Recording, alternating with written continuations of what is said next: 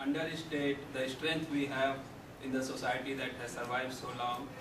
I mean, you hear these things, some of these,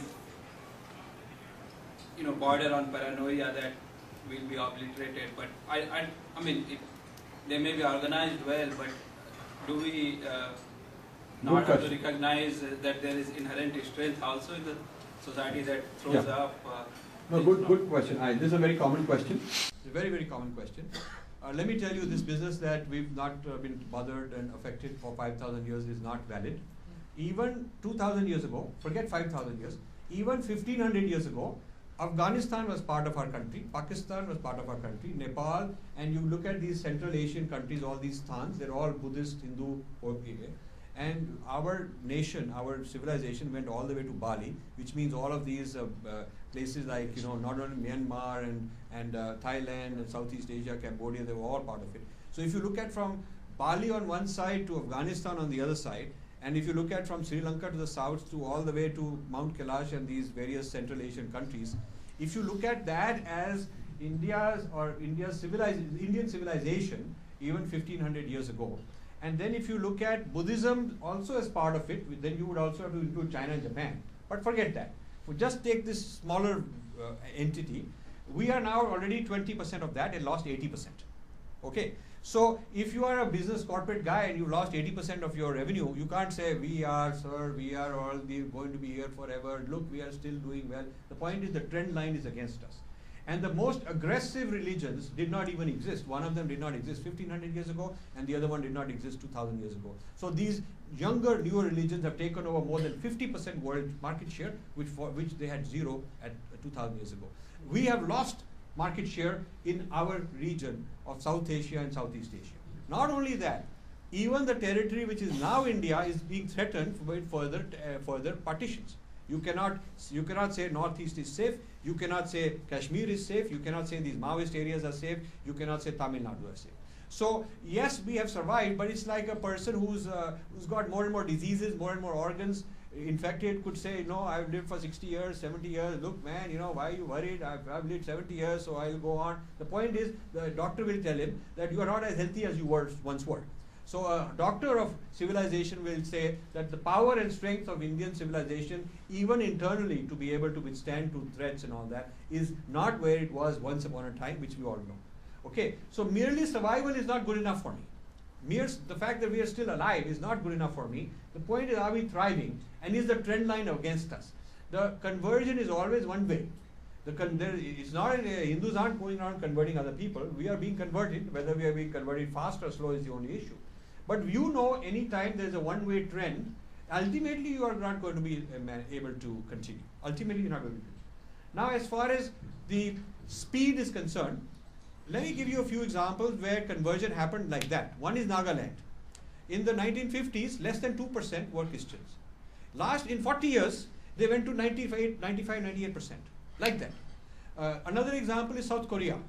South Korea, from 3-4% Christianity to 60% Christianity, took about 40-50 years.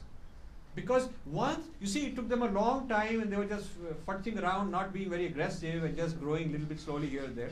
Once they put their mind to it, once the aggressors said that this is what we are going to target, and they trained an army of missionaries, they took over schools, they took over media, they converted them in 2 generations.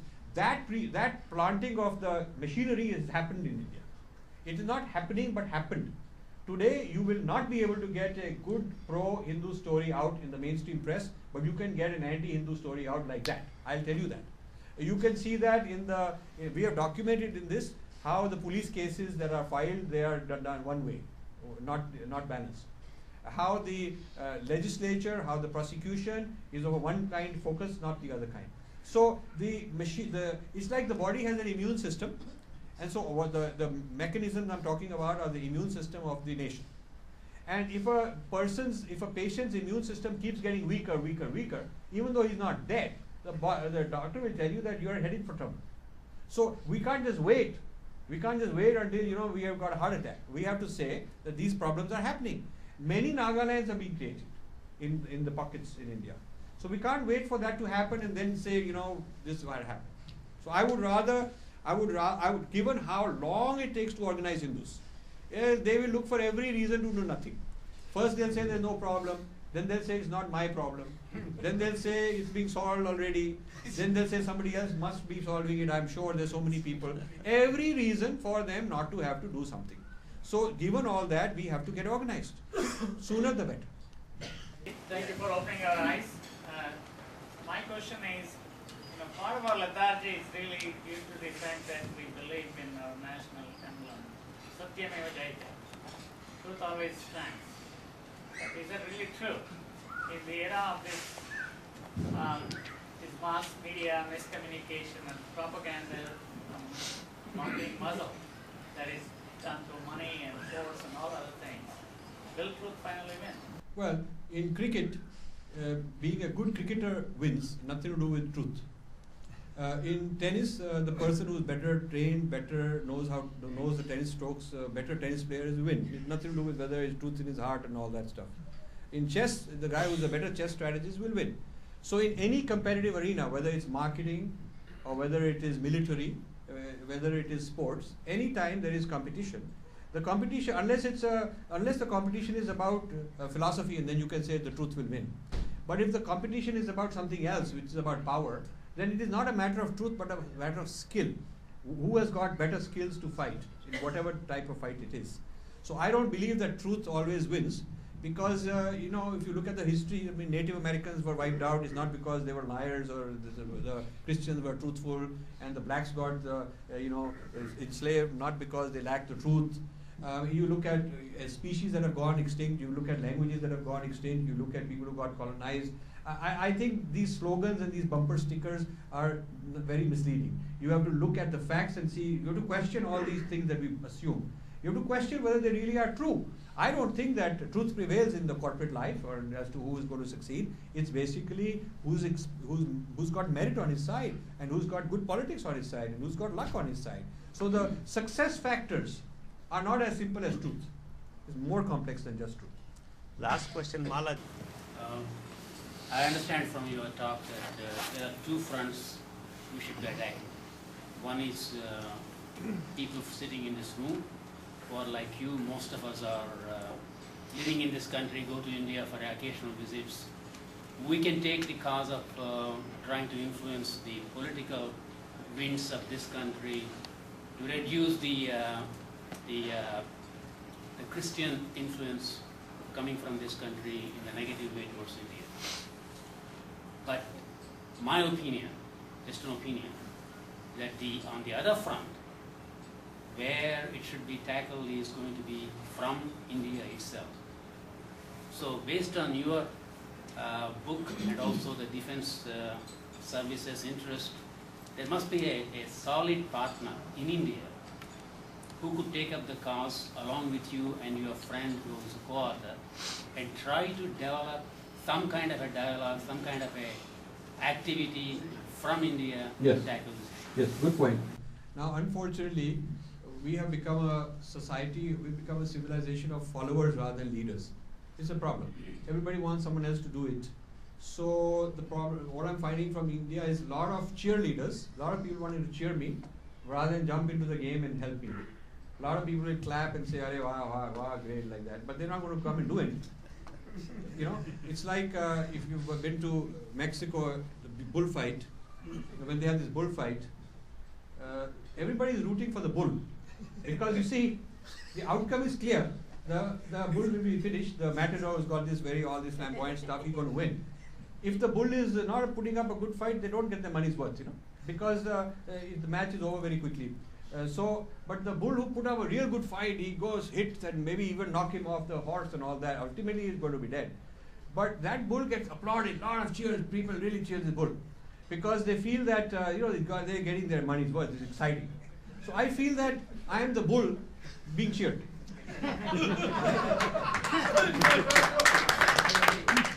I feel that a lot of people think it is very exciting entertainment. When they come, they say, "Now we'll have a good show." This guy will say, "Oh, this, that." We go, "Wow." And so, but after that, they'll leave their email addresses. They will be interested for a little while. Their interest goes down, down, down because their passion goes away. I've been in it for 15 years. It's very difficult to get commitment consistency, clarity, put their money where their mouth is, put their heart and energy where it is, take risks, stick their neck out. It's very difficult to get people, our people like that. They're all willing to sit in the stands and applaud and clap somebody else doing the show. This is the problem in India also. And therefore they think that this guy is NRI, will solve the problem sitting from America. Because, you know, Gandhi was also NRI, he did it in Africa. You know, like that they're thinking, they got this kind of an idea. But they're just all going about it. Plus the material prosperity, which is very good for the nation, has also given a false complacency. There's this sense that, you know, I'm driving this BMW. I have these friends who tell me that, you know, we have our wine coming from France every week, you know, and we are getting all this fancy stuff. There's this spa over here, and we're going to such and such place. Our kids are going to Harvard. They're into that, and they feel that therefore they've made it in their own personal life. And what is this thing called civilization you're talking about? Do we even need it? What is it anyway? We're all eating sushi, and we are all doing bhangra while eating sushi, and somebody's got bindi, and then they're also, you know, doing something else, you know. So they're mixed up about the meaning of identity, the importance of identity. My own friends are like that, many of my family are like that. So I don't think you can say that the people in India are all that together and got their act together. That's my concern about it. So, however, let's have some good cheers for the good bull and bullfighter. And I'll now ask Gopalji to say some last-minute announcement. One question: how is your finance? I mean, is it okay to run all this business? How is your finance-wise? Do you need money? Of course I did. Yeah, but I'll tell you what I did. 15 years ago, I left my business because I had my own spiritual experience, and I decided that I should not go out and make money. I should spend my life doing something for the bigger cause.